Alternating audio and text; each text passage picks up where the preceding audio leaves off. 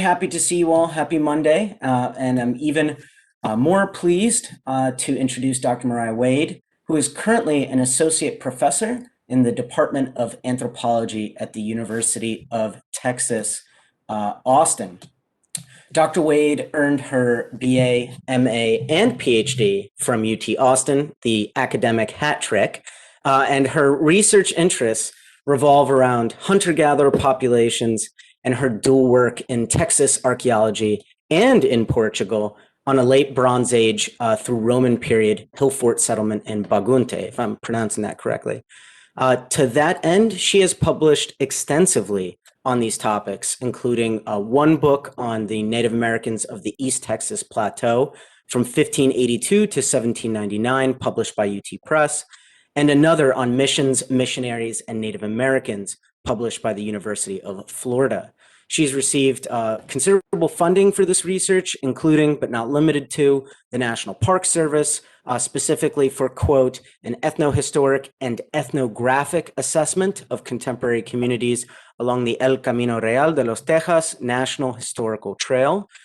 In addition, she has a book in preparation on the Castro archaeology of northwestern Portugal. So finally, she has numerous publications focused on social memory, ethnogenesis, conversion practices, and post-contact Native communities, and even translations of Spanish colonial documents. So without further ado, please join me in welcoming Dr. Wade. Thank you very much, Dr.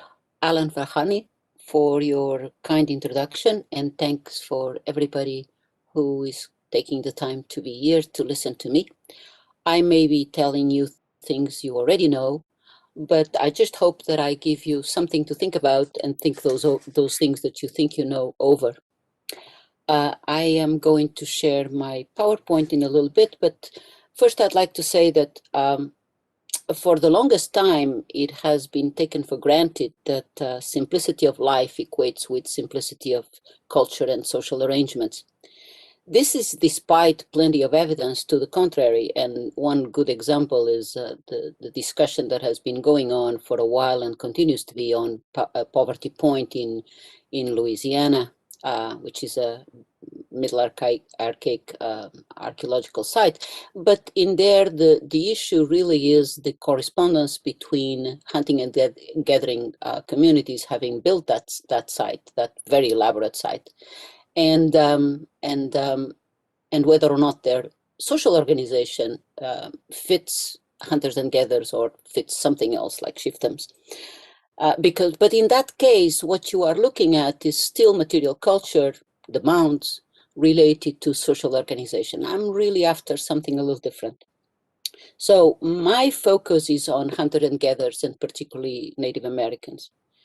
I want to focus on the difference between what we accept as simplicity of life and praise as virtuous and desirable, as for instance, the simplicity of the mendicant orders, or in modern terms, this minimalistic movement that seems to be in vogue at the moment. Nomad land just got their Globe Awards last night, which is again an indication of a trend, versus what we conceive as primitive in hunters and gatherers, and that word is very much in the literature and will continue to be. Our perception of the latter is based on materiality and the misperception of the complexity of social arrangements that nomadic life requires. So let me share my my PowerPoint, which is short, but it has it exemplifies some things that are important.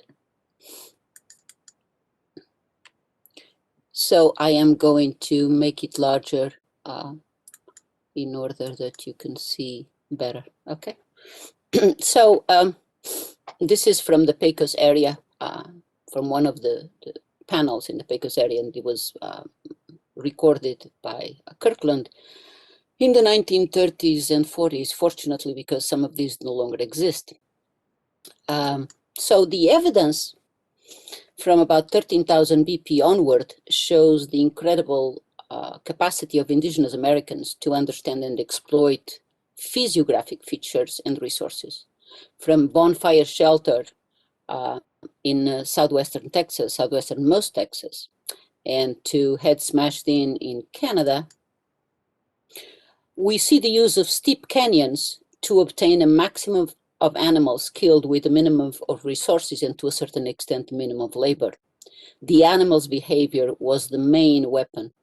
With a superb sense of smell, but very poor eyesight, bison were exploited using their herd behavior and physical characteristics.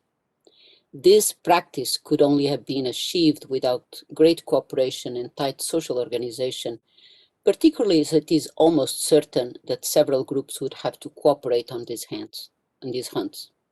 Such cooperation would require strict rules during the hunt and later in the distribution of resources and tasks.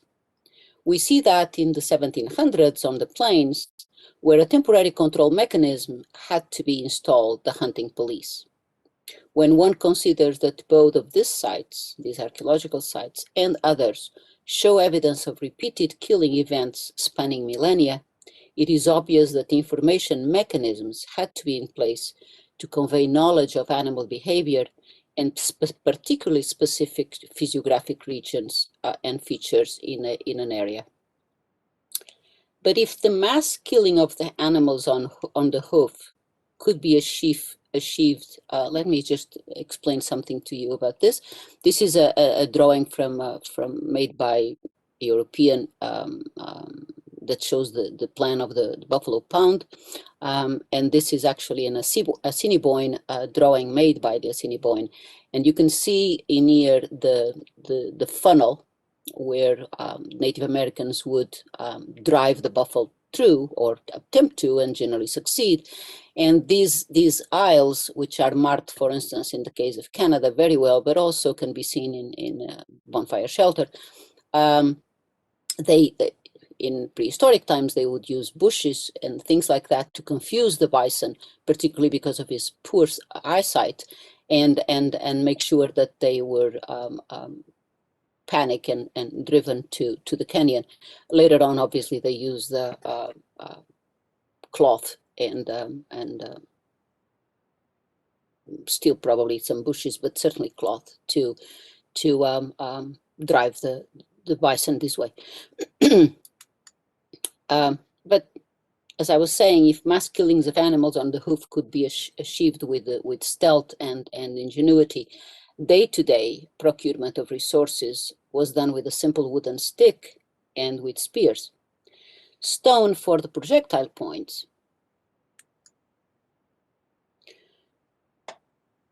was just about, if for just about all the other tools, was widely available. Many tools reflecting opportunistic and temporary use, although evidence shows how well craftspeople knew the cleavage properties of the rocks, and sometimes forsaking more nappable rocks and selecting for beauty. And some of these caches that we find in the United States have demonstrate that. For instance, this one is from Alibates, and Alibates is navaculite, which is not very good nappable stone compared to chert, and yet they selected for the beauty. These are remarkable in terms of their appearance and their coloring, and they were chosen for different colors, which are quite rare. Some of them, like the blues and yellows, because normally the blood red is the Alibates kind of stone that you find. Alibates is a quarry in the Palo Duro Canyon in the Panhandle of Texas. So one of and this is one of those rare ones, and I just want to share with you the use of the white band, for instance, on the chert, on the navaculite for this particular Clovis projectile point, and the fact that it, when we look at them, and that's something that is, I think, very striking, we are taken by the beauty, not just the craftsmanship, but the beauty and the color. And that brings to attention the fact that they clearly also saw the same beauty and color, otherwise they would not react.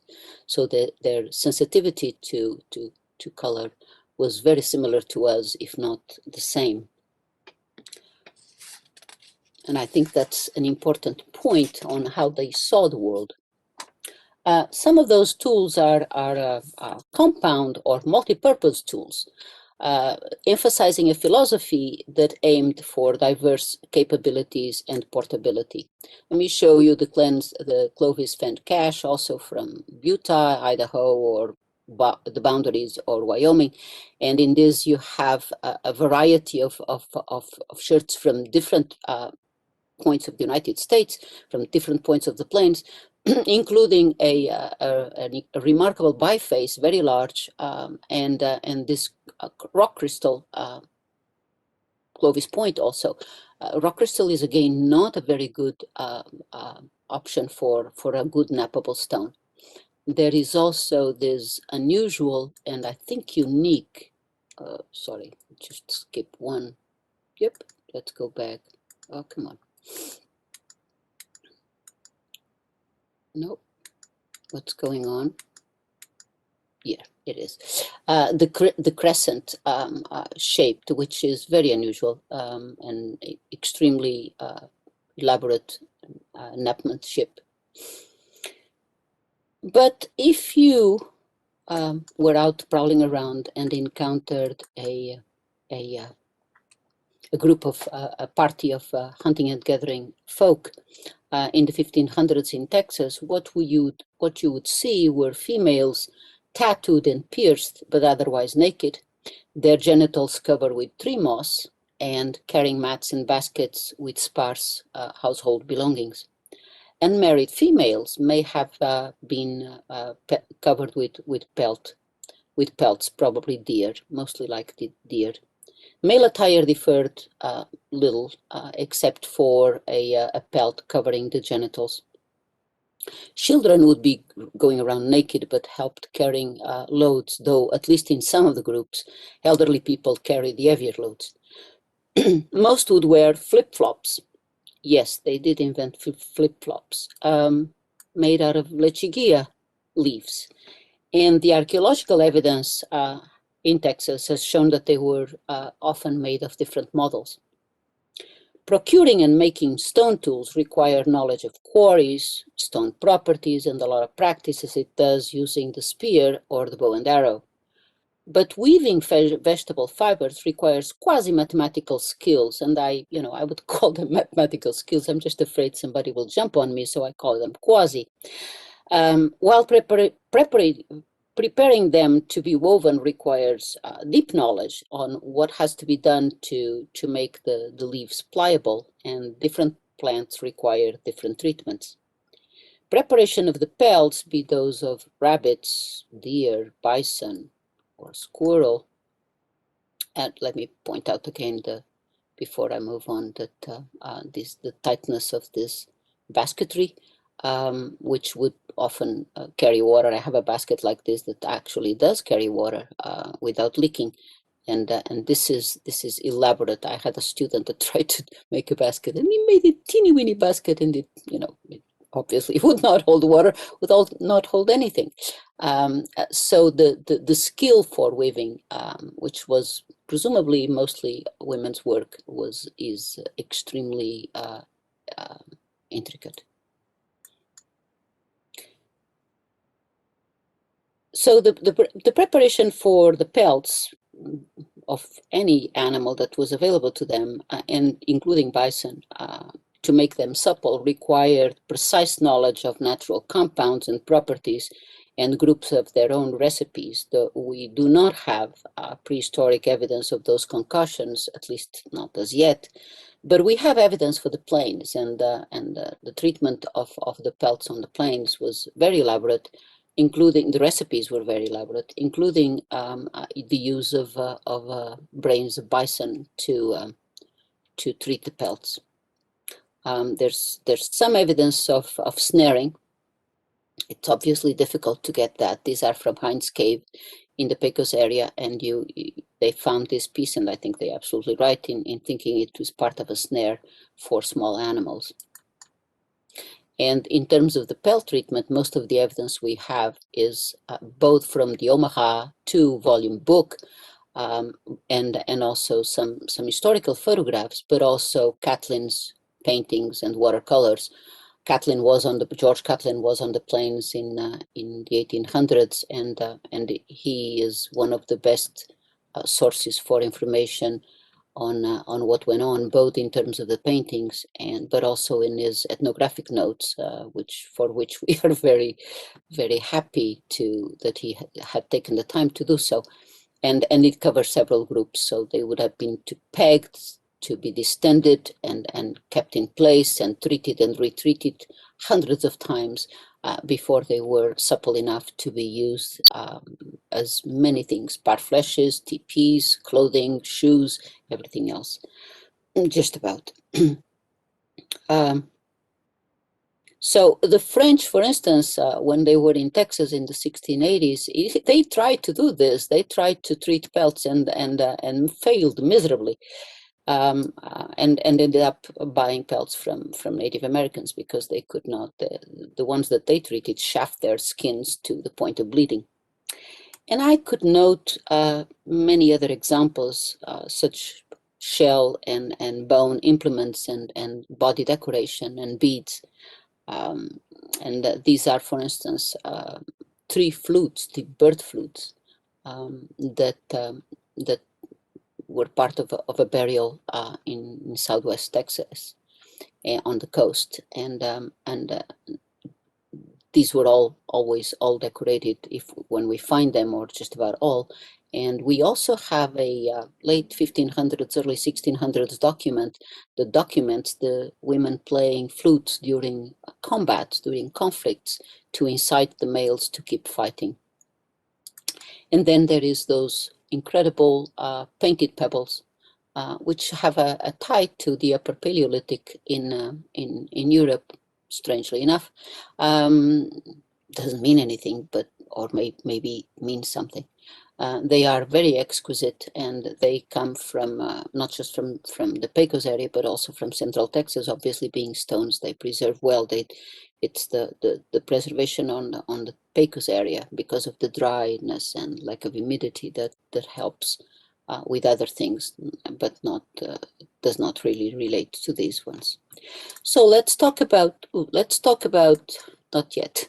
Let's talk about social arrangements and travel and information. Let's consider traveling and crossing resource boundaries. Gatherers and hunters travel long distance to obtain resources, particularly those on the hoof. But encountering friends and foes would be expected, and tacit arrangements had to be in place, conventions to share prey with the friends and how much to share, or to fend off enemies without loss of human life. Hunter-gatherer groups are small in number, and loss of life is important. We see that very clearly during the Plains period in North America, when the preoccupation to avoid casualties is repeatedly mentioned. Archival material from Texas in the 1670s shows that trespassing resource boundaries resulted in armed conflict among indigenous groups. Water, prickly pear, mesquite beans, deer, and certainly bison were coveted resources. And it is also clear that groups often did not know each other, which created need for alliances and complex diplomatic relationships. But how do you know an enemy when you see one? Language, tattoos, and arrow points and their shafts were important clues, but by the time you speak or see those objects, it might be too late.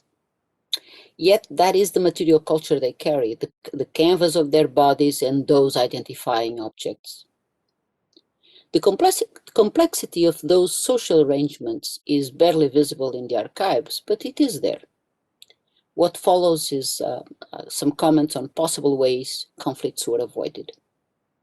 Eloquent spokespersons, peacemakers and informers, males and females, can be traced in the archival records. For instance, during the 1670s and later, we know that some individuals had the equivalent of dual citizenship, meaning that they were born in one ethnic group, but were full-fledged members on another ethnic group and held positions of leadership and consequently of representation. This civil and legal mechanism was contemplated by the League of Nations only in 1930, and then with very mixed results that persist to this day.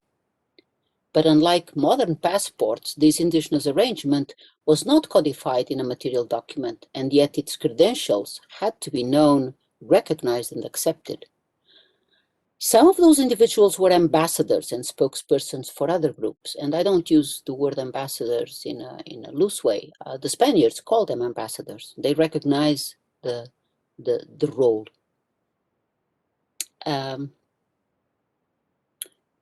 We know of a prominent one, Juan Sabieta, who traveled widely and represented diverse groups among themselves and to the Spanish.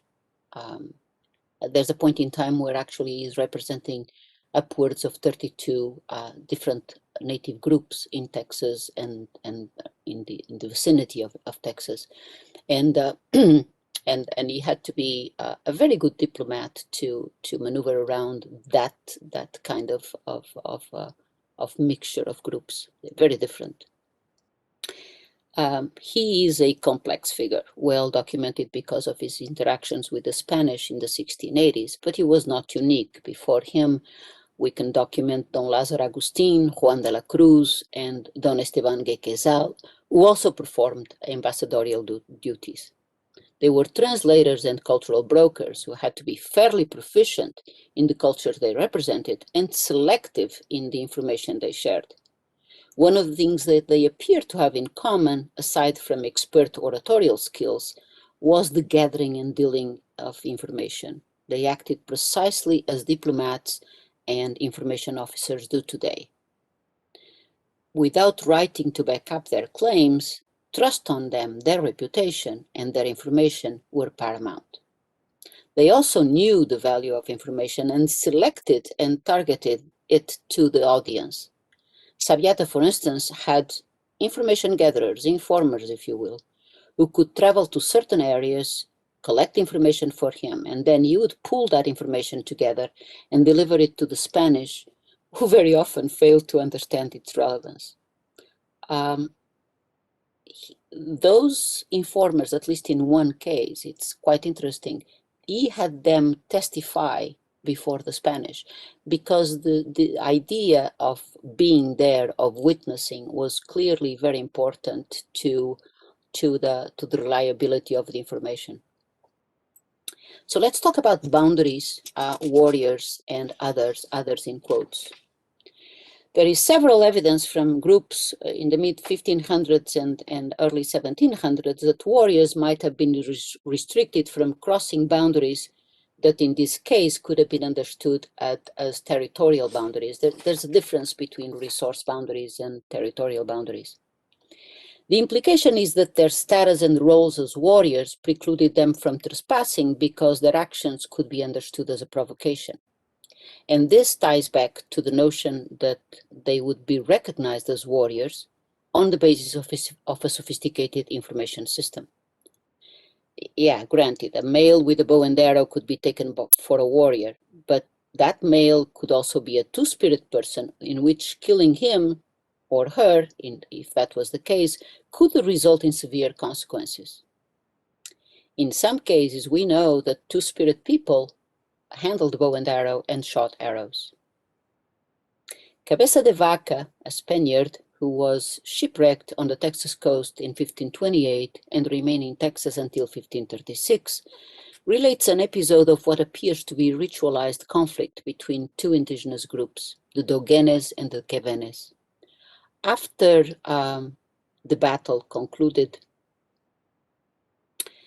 the women of one group, the Dogenes, collect the arrows left behind in the battlefield from the winners, the Quevenes.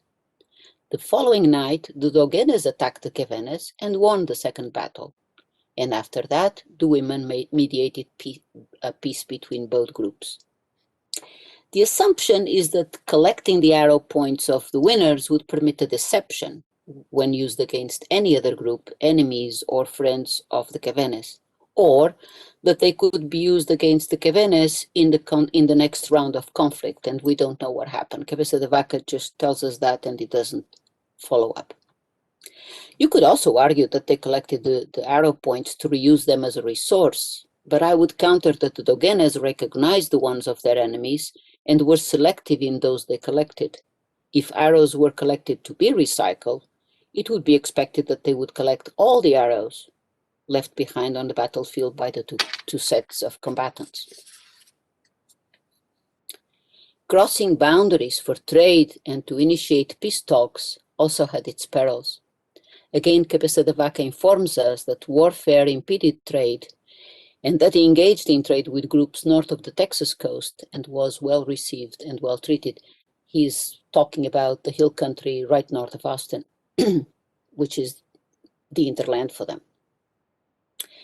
Although he was forced to be an apprentice to a shaman and then practice healing and threatened with the withdrawal of food if he did not do so, he was never told to be a warrior by any of the groups with whom he stayed or dealt. Indeed, earlier in his captivity, he performed the same gathering duties as women did. As non-warrior and other, in quotes, you could cross boundaries and engage with others, and I think it was his non-warrior status that allowed this interaction. It's still problematic because he, because of some of the roles, particularly the peacemaking and crossing boundaries and collecting and gathering foodstuffs like he was doing earlier on, also indicates that he was seen as, in gender terms, as a woman. It's not clear. He was never offered a mate, and his membership of the group remains unclear. From Athabascan speaking at Lipan Apache groups in Texas, we have evidence in the early 1720s that women were also tasked with initiating and establishing peace talks that were later formalized by male, and those males were warriors. These roles, trader and peacemaker, as performed by specific genders, may have been more generalized than I have been able to confirm by archival evidence. So while leaving one's group to join another due to internal conflict was sanctioned on the Texas coast as it was on the plains, Europeans who escaped one group with which they were staying were either brought back by force or killed. Several Cabeza de Vaca companions suffered that fate, but Cabeza de Vaca was able to escape that fate, although he did desert more than once. In one case, one or two Europeans, certainly Esquivel, maybe Mendez, were pursued and killed because of a woman's dream. This transition from guests to captives had its rules, and while most are unclear, some of them were certainly tied to the sharing of foodstuffs, food resources, and the need to incorporate feeding mouths into the society. They had to have a rule. They couldn't just eat without putting in their labor. Signs, omens, and dreams were real. The shaman who told Cabeza de Vaca to become a healer stated that even rocks and other things in the fields had healing powers. The materiality of nature was animated with power. And I think that this aspect of materiality in nature is something that we need to focus more or because we tend not to see it that way. Let's talk about rules of hospitality, which was really very important to Native Americans. The temporary incorporation of others into a native community required elaborate rituals that varied from ritual bathing of the guest, carrying him or her without touching ground, special lodging, and feasting accompanied by dancing. We see that in the Caddo peoples of East Texas, who were settled agriculturists and are classified as chiefdoms.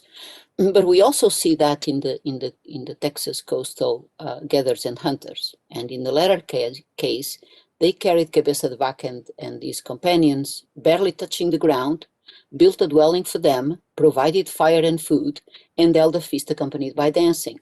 So the core elements of this hospitality ritual are there, with the exception of the bathing, which Cabeza de Vaca does not talk about. Everything else is there. One might think that carrying them aloft and the special buildings speak of ritual pollution and isolating a potential danger, and it's very possible. But regardless of the motives, the rules and its execution convey clear messages of complex ritual requirements addressing a wide range of situations and roles. Finally, let us return to the issue of spiritual ritual life and spiritual practitioners. Spiritual practitioners, shaman, performed a dangerous role. A poor performance could result in severe penalties, even death. They were judged on their access to higher powers, their claims, and certainly on their results. Though the healing rituals documented for Texas and are almost identical to others from different parts of the world, particularly the Amazonia, there is a constant frame of mimetic penetration into the body, extraction of evil, and embodiment of the same evil by the shaman. Generally, the elaboration is not on the paraphernalia, not on the material culture, but in the performance of the shaman and the belief of the patient. Disease was not a medical condition, but a malady of the spirit. There was no physical extraction because what the shaman extracted, in quotes, and embodied was spiritual. Esquivel was killed because a woman had a dream, and believed Esquivel would kill her son in the future. Her dream and the performance of his killing forestalled and changed the future. This is relevant because one has a glimpse on hunter-gatherers acting in the present and on the future to alter a mystical reality. To conclude, when we analyze those groups we call hunter-gatherers and the status and roles people performed in those groups, we often fail to realize the complexity of minimalistic material culture and certainly their social and ritual arrangements. It is our lack of understanding, in my opinion, that prevents us from seeing the signs of a complexity that resides in the knowledge behind the material culture. While we say correctly that material culture shapes and is shaped by those who create and use it, in the gatherer-hunter world there is another dimension. The apparent simplicity of the object disguises the knowledge embedded in it. We translate objects into complexity. We miss the deeper import of complexity that does not need materiality. And thank you.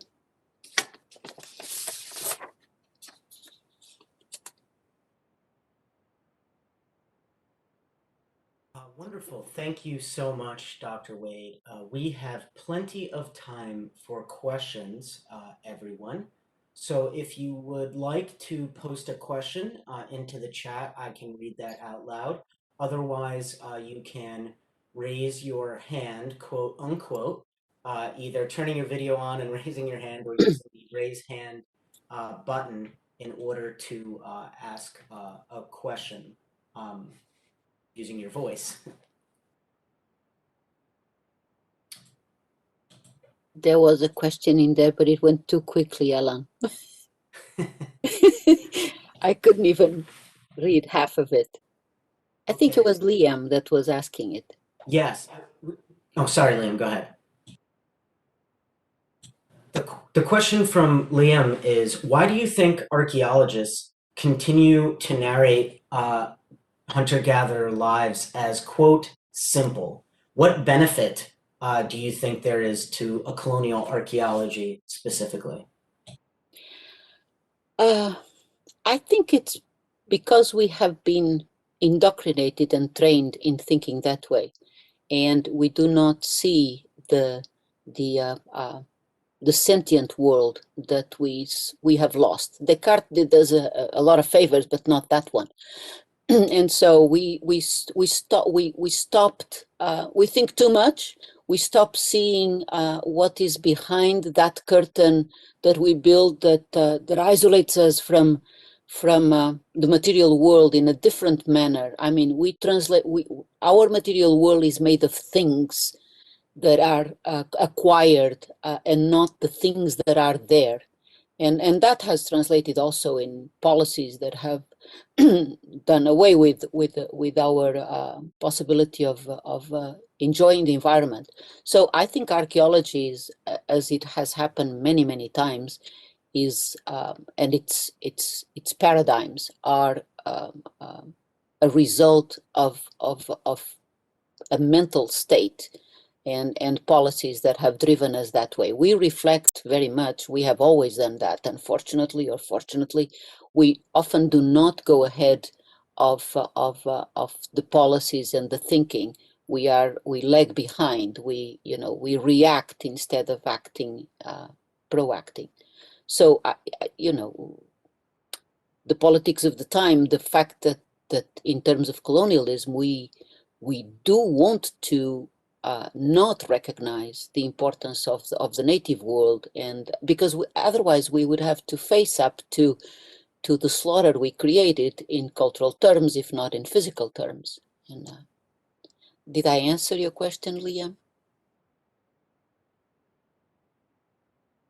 Yes, and just to add too, I really like how you, sorry, Ellen, but I really like how you pointed out and that the object, the material object may be simple, like a digging stick or whatever, but the processes surrounding that are often expert, right? It's not, and we look at the tool, right? Not those processes that are connected to it. And that's where the change really needs to come. Yeah, also the fact that the simplicity of the object, we will walk around on a survey and pick up a rock, and we have some nuts with us, and we'll smash the nuts, and we find that absolutely natural. We don't pay attention, and we don't recognize that all of that is knowledge that comes into it, and so we just discard the poor tools or the opportunistic tools, and we just look at the tools themselves without what's embedded in the tools, the knowledge that's actually going into there. I mean, we look at the baskets and we don't see the mat. You have, if you ever picked up a lechuguilla, and even a treated one, you have to have certain lengths and certain widths to plan on the size of the mat, and then to make sure that you have enough to weave it through. Aside from the weaving patterns and the complexity, just that mat. So we look at all those skills as non-existent, and they are incredibly important. I mean, all it takes is for one of us to try to reproduce any of that, and we just bump. Well, all it takes is Texas without water and electricity, frankly, and you just, you immediately step back.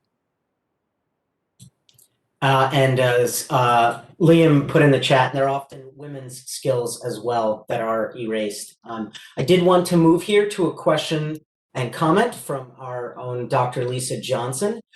She writes, "Thank you, Dr. Wade, !" I am curious about the resource boundaries. I assume the stone that has a multiplicity of aesthetic qualities, as you have mentioned, may have been within a protected resource community, ? Is this assumed for pre-documented periods? I will also say, I would agree with you. I certainly do not equate the materials, such as the stone objects, as simplistic in any way. Anyone that has attempted to flint knap would certainly agree. Yeah. The evidence for resource boundaries, and that's one of the reasons I make the distinction, is mostly from archival materials, early archival materials from late 1500s and early 1600s, and it's very explicit and multiple mentions of bison and prickly pear, and obviously rabbits would and small animals would also be important, but mostly the feasting kind of resources like the bison and the prickly pear, which were used for large gatherings and feasting. So there is no information on stone tools, but knowing the difficulty of access, you would expect, without, again, it's an assumption, you would expect that places like the Palo Duro and the Ali Bates quarries and others, the Green River Shirt, in other areas where, and certainly Obsidian, I mean, they would be areas where you would have to pay your entry in some manner. All of those negotiations are often not visible. We we can use some proxy from the historical documents, but the historical documents are, it's either a three-way translation to the Spanish by somebody that would have an interpreter that had an interpreter that then the translation to the Spanish. And there is this big problem, which I've encountered in my life several times, of the taken for granted, meaning that when something is very normal, people don't talk about it. And therefore, a lot of that, those things that we would love to know are not there. I would very much make a case for all of these exquisite special resources, the particularity of the beauty of certain stones, even if they are not that good as nappable stones, that there would be some kind of resource inhibition attached to it. They were certainly for foodstuffs and festive things. Yeah, that's clear in the records. Yeah. And she follows up with, I think it's also important to recognize that materials have multiple qualities, as you had mentioned. The stone objects, and you were just speaking about this, are not just for cutting or tools. They can be chosen or crafted for other qualities that they have. Yeah, in all honesty, the phenomena of the caches, which is very poorly understood, and I'm not smart enough to come up with solutions for that. But I find it one of those, you cache for what? I mean, you cache to go back, you cache because it's ritual, you cache to avoid a situation of conflict where you don't have any choice. So there are all these scenarios possible on the caches. And the thing remarkable about the caches is that they are some of the best things we have ever seen in terms of beauty, in terms of craftsmanship. So I don't know, maybe one of your students or one of my students or one of the students with a greater capability and imagination can figure out what we're looking at. Thank you. I have two comments here from Liam, but before I get to those, I believe a question here from one of our graduate students, Alexander Karmer. He asks, what are some best practices you recommend for formative archaeologists to resist this kind of simplifying framework when it comes to objects? How might we best overcome this reductionism in our research, presentation, and teaching? I think that, okay, both in case of the objects themselves and in case of the archives, and not everybody can do archives, I think we have to look at, I have this saying that I love, that it's called thinking you should try it. And I actually, one of my graduate students gave me a bag that says exactly that. And I think we don't think enough, and we don't respect what you think enough. And when I say respect, don't get me wrong. I'm saying, that the humility of looking at things and saying, wait a minute, I'm not there yet. I need to, you just have to chew on stuff. You just have to keep those boxes in your head saying, this is not just this is something else, and I got to figure it out. And so there is a persistence in thinking through, and be humble enough to accept that our first reactions to this reductionism, as you said very well, is really short. I mean, we're not that good. We have to recognize that. We just have to go back. I, for instance, to identify this issue of the dual citizenship, which I find absolutely remarkable, by the way. I had read those documents hundreds of times, and one time I just woke up in the middle of the night. My brain finally had the bulb burn in it, and just the light came on. And I scared the living daylights out of my husband, because I just woke up and, oh my God, I know what it means.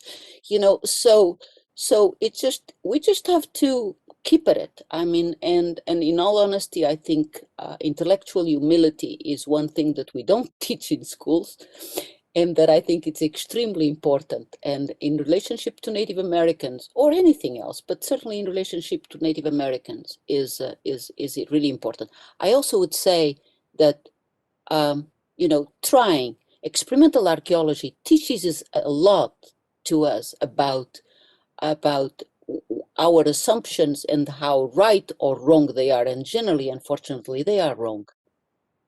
I don't know if I answered your question properly. I hope so. I hope I'm not speaking it for Alex too much if I say yes, but I'm going to. He has a follow-up question on exactly what you had just touched upon, which is the way in which we construct knowledge now and the way in which we approach problems in our society or any object. And he asks, how has the knowledge embedded in elements of material culture changed in our industrial mode of production?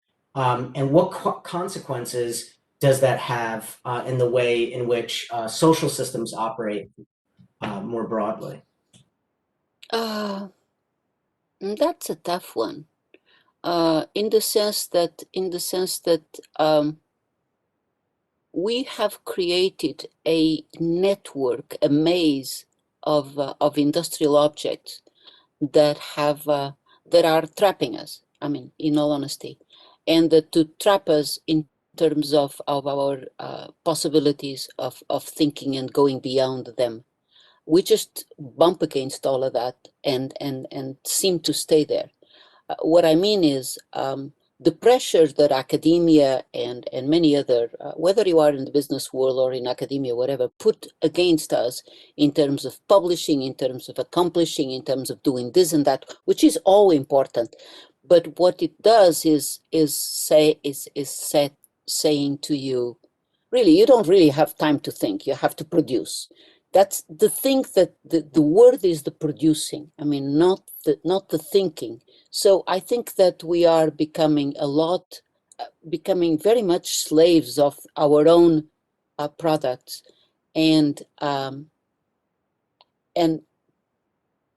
very few of us have the luxury. It is thinking, mumbling on things has become a luxury, and it's very detrimental to archaeology, to the future, to climate, to anything else, because unless you have that luxury, you don't expect the brain to produce just because you're on command. That's not how things work. So I don't know. I think that somewhere along the line we have to rebel. Sorry, and we have to rebel at all levels. And capitalism has not done. Capitalism has done a lot of good things for us, and has done a lot of very bad things for us.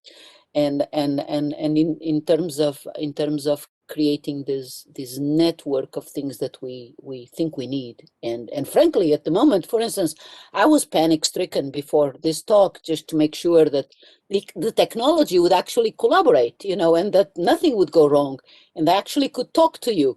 And so see the traps. I mean, we built it, we created all of this, I mean, and it's nobody's fault but ours. So did I answer? I'm always wondering if I just take off. I think everyone, even those who are quiet, agree with you very much on a lot of these points. And maybe the silence speaks multitudes. And actually, Liam had a follow-up comment to what you said in terms of these thinking traps, especially in thinking of the review process in particular, and how that really affects the kinds of knowledge that's produced, the things that we're bumping up to, like you said. Yeah, and Liam, he knows, and everybody knows, that part of the problem is folks often want you to write the book that they would like to write, or the article they would like to write. Not, it's it's what I say to my students. It's your dissertation. We may agree to disagree, it has to be a cohesive product and a product that you are happy with, that you are proud of, but it is your dissertation, it's not mine. I didn't, I think that is a crucial aspect, is this people going into the review process or books or articles, whatever it is, thinking that oh, this is not what I would have done, whether they do it consciously or not. And that's disastrous. That's also, again, this strap-on thinking. Either you follow the fads and you follow the parameters everybody wants you to do it or to follow it at one particular time, or you are taken as a strange human being that doesn't think right and cannot publish. Yeah, yes, and graduate students certainly go through that, and if they haven't gone through that, unfortunately for them, they will go through that. So graduate students who are here today, take note. No, and right, and I think they need graduate students there, or those that will become, because you don't make graduate students out of nothing, out of thin air. You make them out of undergrads. So it's a whole process of training in terms of thinking and getting somewhere. And sometimes, I remember when I took my social core in anthropology, which is a very tough course at UT as a graduate student. At the end of it, I had this notion, and you guys in faculty will pardon me for saying this. I said, they just gave me a straitjacket for thinking. I mean, I used to know how to find my own way. Now I have a straitjacket. So think on your own. Think on your own feet. Do your own work. Think out of the box, whatever the box is.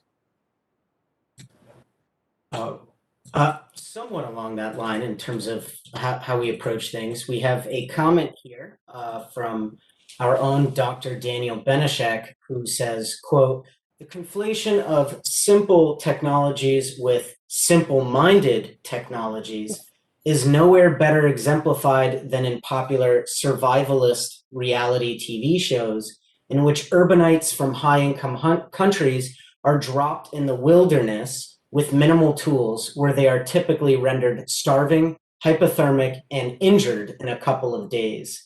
Cultural knowledge is what is complex, regardless of the sophistication of the tool itself." Absolutely, yeah, absolutely. Yes,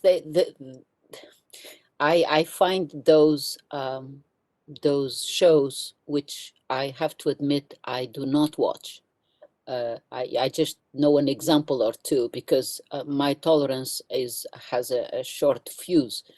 But I have to say that those are actually, in my opinion, insulting, because a lot of people, I lived in Africa for 9 years. A lot of people do not see that as a show. That's their life plight, and so I do resent, actually, quite a lot, that kind of play on something that is extremely serious for thousands, millions of people in the world. Yeah. Thank you. You have a very interesting name. We had another Benishek out here, not spelled the way you did, or not spelled the way you does yours, but he was a very important individual, and a friend of my mentor, who taught me a lot more than anything else, Tom Campbell, who was an archaeologist and an ethnologist and an incredible human being, and also taught me intellectual humility and intellectual generosity. And those were the most important things of my dissertation. And the two lessons I always think, thank God I knew the man. Anyway, just for your information, you don't know the campus, but they had that Benishek and several others, including Dobie, some of the classic ones from this part of the world, had a very good idea, and actually they thought much better at that point in time. They would go to Barton Springs for classes, and they claim that they couldn't teach classes because of the noise of the tower. as they were building the buildings around the UT Tower. And so they went to Barton Springs, which is a fantastic place for their classes. Good idea. You know, Maria, I'm interested in how that name is spelled. My name is a Czech name, and of course, and how is the Benishek in Texas? I am know not there's a lot of going to Czechs down there. Right, I'm not gonna swear to you, but it has two N's and has a CH instead of SH. I'll find out and I'll send you an email with it. Oh, that'd be great. Yeah. Interesting. Thank you. Great talk, by the way. Thank you. All right. Well, come for the discussion of embedded knowledge in technologies and leave with Czech onomastics. So we cover the full range here, folks, in our ProSem. So if there are any other questions for our speaker today, as we are approaching the time. There's one more there from, I think it's Alex. I see. Yes. So the last question from Alex, Dr. Wade, what is the utility of simplicity in analysis? Alex, you're trying to put me on the spot, right? Utility. Hi, you are thinking functionalism. I mean, listen, I mean, you know, why does simplicity have to be functional? Generally, it is, by the way. And to achieve that simplicity is actually much more complicated than just complicating things, because we always say, oh, let's complicate this. Well, the problem is it's the syndrome of the ballet dancer. You know, you look and you see a person doing all of these incredible movements on their toes, and you see, oh, that looks so simple, I can do that just right, exactly. And then you try. So the functionality, if you will, and I'm going to put that on quotes, of simplicity is exactly the realization of how much trial and error, how much intelligence, how much expertise goes into developing something that is that simple, that actually achieves everything you need to achieve with that particular tool, with that particular arrangement. And that is, you know, that's what's hard. I mean, it's much harder to be simple than to be complicated, I think. Alex, did I answer? Okay. Yes! Exclamation mark. Well, okay. Perfect timing and a powerful note to end on. Please join me once again in thanking our speaker for this really wonderful talk and amazing discussion that we've had this early afternoon. Take care, everyone. See you next week, same time, same place. And thank you once again, Dr. Wade. Thank you very much. Thank you for the invitation. Thank you for everybody that spent the time to come, and Liam and Alan and Daniel and everybody else. Thank you, Hester, very much, and Heather. Thanks a lot for your invitation. Thanks so much.